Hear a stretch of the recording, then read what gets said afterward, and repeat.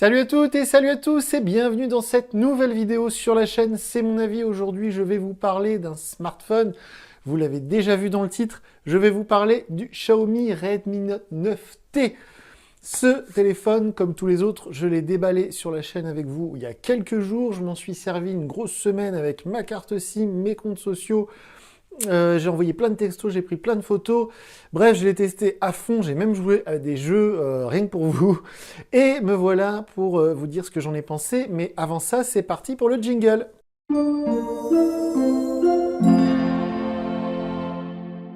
Donc, comme je vous le disais, j'ai utilisé ce Xiaomi Redmi Note 9T pendant toute la semaine passée et j'ai vraiment testé voilà, à fond comme je le fais habituellement. Comme vous le savez, si vous êtes abonné à la chaîne, je teste beaucoup de smartphones de cette marque chinoise Xiaomi. Comme vous le voyez derrière, il y a des goodies de Xiaomi. Je suis plutôt fan de la marque. Mais je suis pas en très bon terme avec Xiaomi France. Je sais pas pourquoi. Ils m'aiment pas beaucoup. Ils m'ont prêté un téléphone là. C'était au déconfinement ou le Black Friday en novembre. Mais c'était plutôt une erreur du service presse si j'ai bien compris. Bref, tout ça pour vous dire que cette vidéo n'est absolument pas sponsorisée. J'ai pas été payé pour dire du bien de ce téléphone et pourtant je vais en dire beaucoup de bien, mais c'est vraiment pour vous dire à quel point j'ai vraiment aimé ce smartphone. Bref, vous le savez, comme d'habitude, je vais commencer par les points positifs et je finirai par les points négatifs. J'ai trouvé quelques défauts, mais je vais être très honnête avec vous, j'ai vraiment peiné à y trouver des défauts à ce Redmi Note 9T. J'en profite aussi, toute petite parenthèse pour dire que les noms Xiaomi, c'est vraiment galère. Heureusement, on commence à s'y habituer, mais Xiaomi Redmi Note 9T, ça fait long, quoi. Ce serait bien s'ils trouvaient des noms un petit peu plus courts.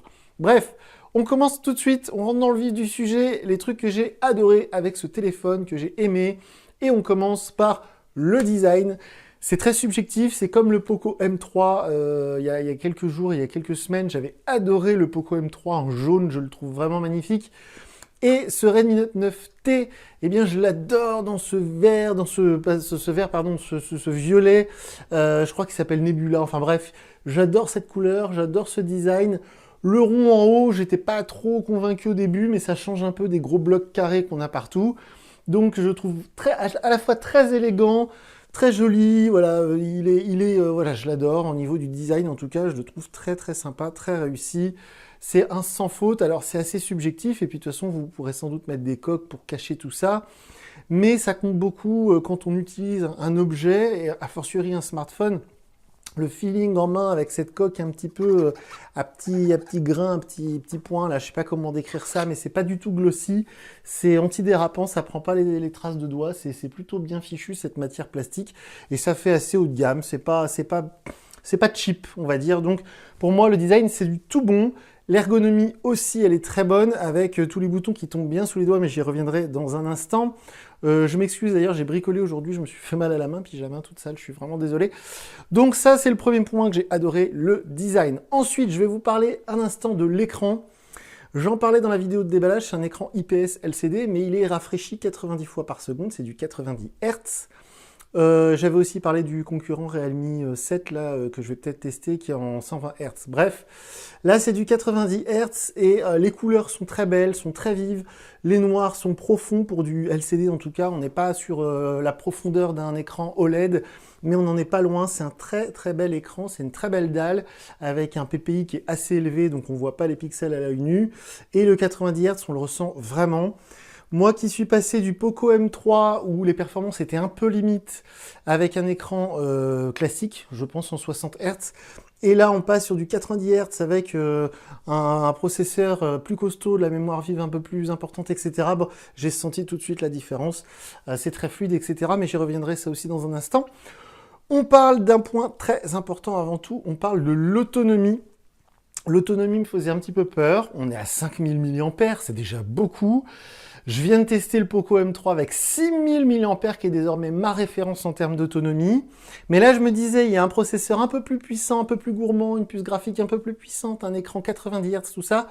Je me demandais ce que ça allait donner niveau autonomie. Alors, je ne vous parle pas de la 5G, je vais y revenir après, mais la 5G, j'ai pas pu trop la tester. Enfin bref, j'y reviendrai dans un instant, mais ça n'a pas compté dans mon test d'autonomie.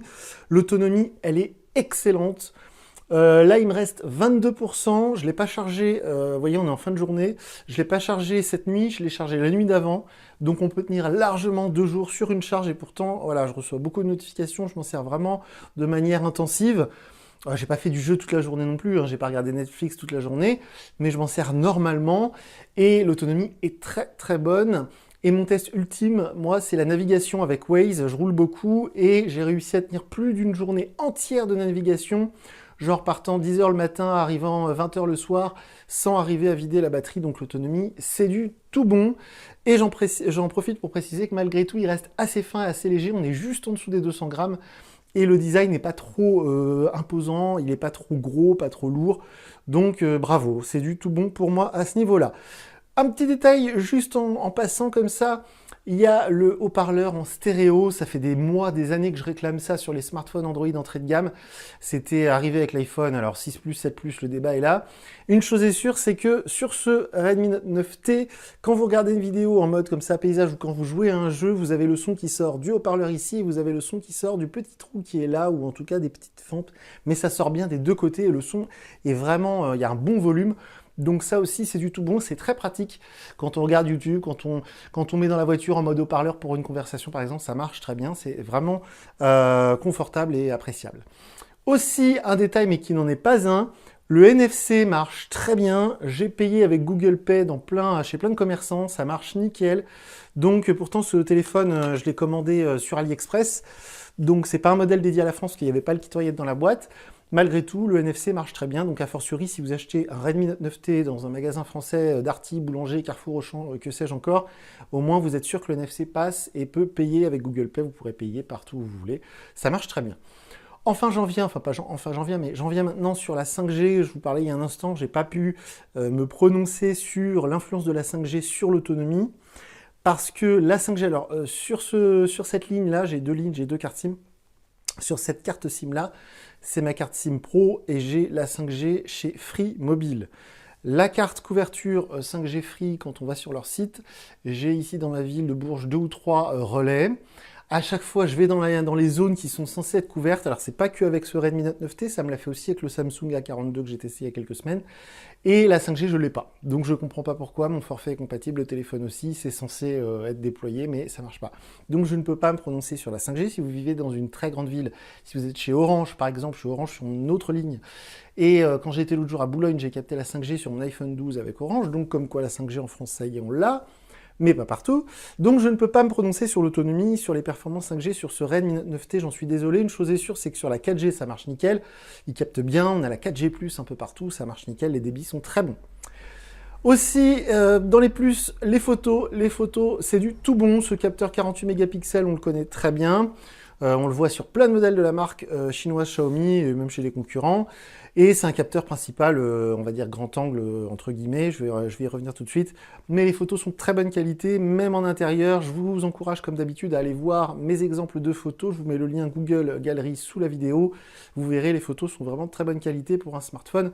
On va dire milieu de gamme, parce que là on est vers les 250 €, donc heureusement que les photos sont bonnes, parce que maintenant même à 150 €, on a des photos très correctes. Et enfin, dans le côté positif, je vous parlais des performances tout à l'heure au niveau de la fluidité du tout. Alors l'écran ça joue, mais les perfs en général sont très très bonnes. Je pense que cette puce 5G Mediatek Dimensity, je ne sais plus, 800U ou je sais pas quoi, elle est très bien. Ça fonctionne nickel pour vous et uniquement pour vous. J'ai même installé un jeu qui s'appelle Rebel Racing. J'ai découvert qu'il marche, c'est super. C'est un petit jeu de course qui est très bien, qui est beaucoup mieux que Asphalt par exemple. Je vous le conseille, qui est très beau en plus. Et c'est hyper fluide, ça marche nickel. Le téléphone ne chauffe pas et l'autonomie est bonne même en ayant joué, on va dire, une bonne demi-heure sur ce jeu.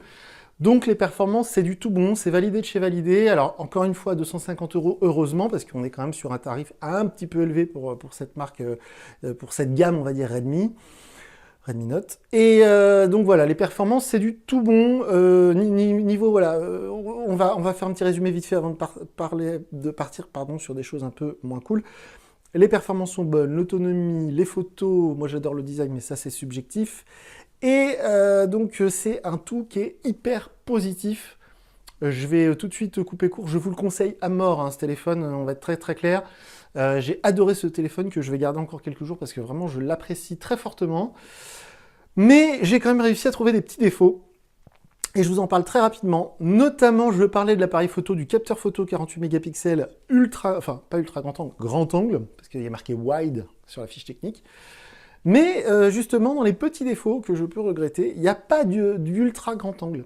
Sur tous les smartphones ces dernières années, depuis l'arrivée, je sais plus, de l'iPhone XS, je crois, je sais plus, enfin bref, ou l'iPhone 11 peut-être, oui, l'iPhone 11.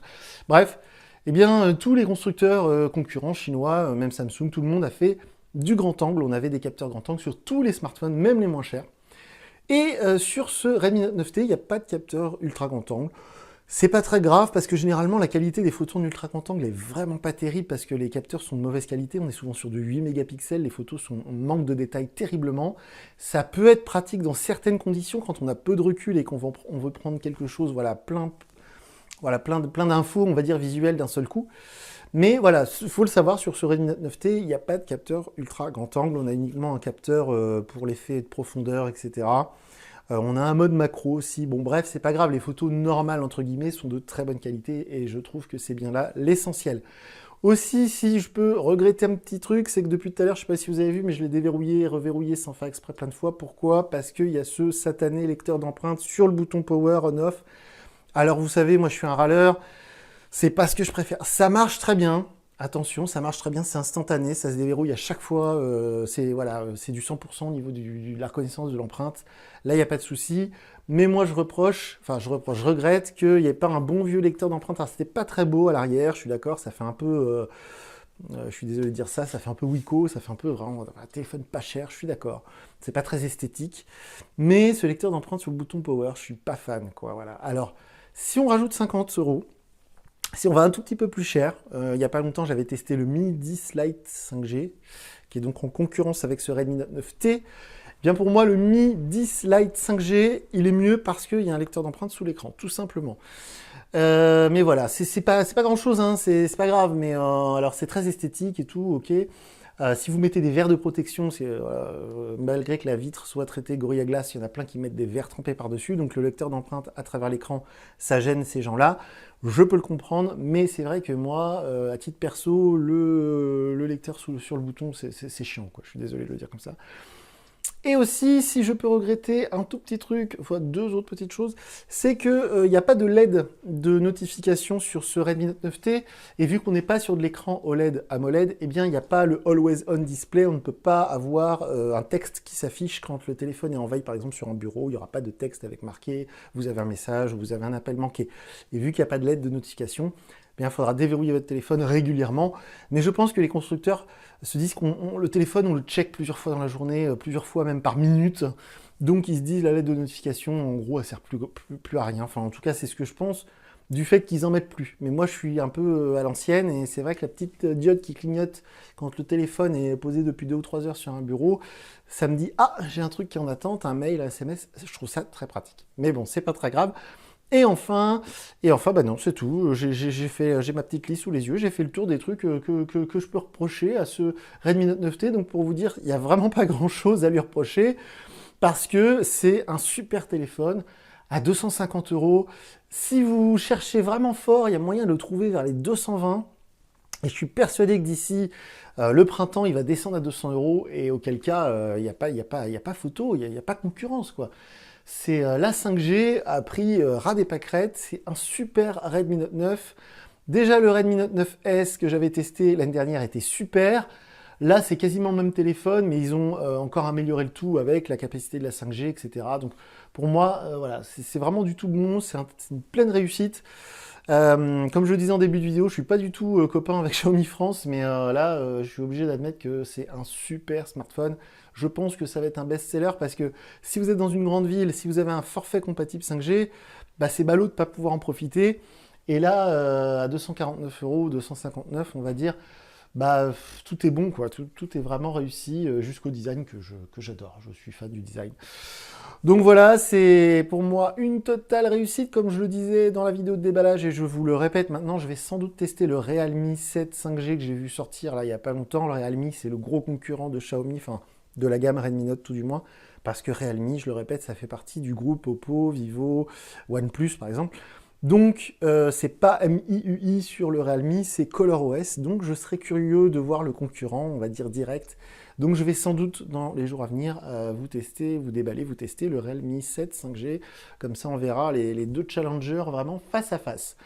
Mais en tout cas, pour revenir à nos moutons, ce Redmi Note 9T, pour moi, c'est du tout bon. Donc, si vous regardez cette vidéo parce que vous hésitez à l'acheter, et que vous vous demandez si vraiment, voilà, il n'y a pas des défauts cachés, des trucs vraiment gênants au quotidien, bah, pas du tout, l'autonomie c'est du top, les performances aussi, l'écran est magnifique, tout marche bien, MIUI 12 c'est une super interface, donc il est fiable, il est stable, il chauffe pas, enfin voilà, que du bon quoi, hein. Je peux pas lui reprocher grand chose, mis à part les 2-3 trucs que je vous ai dit.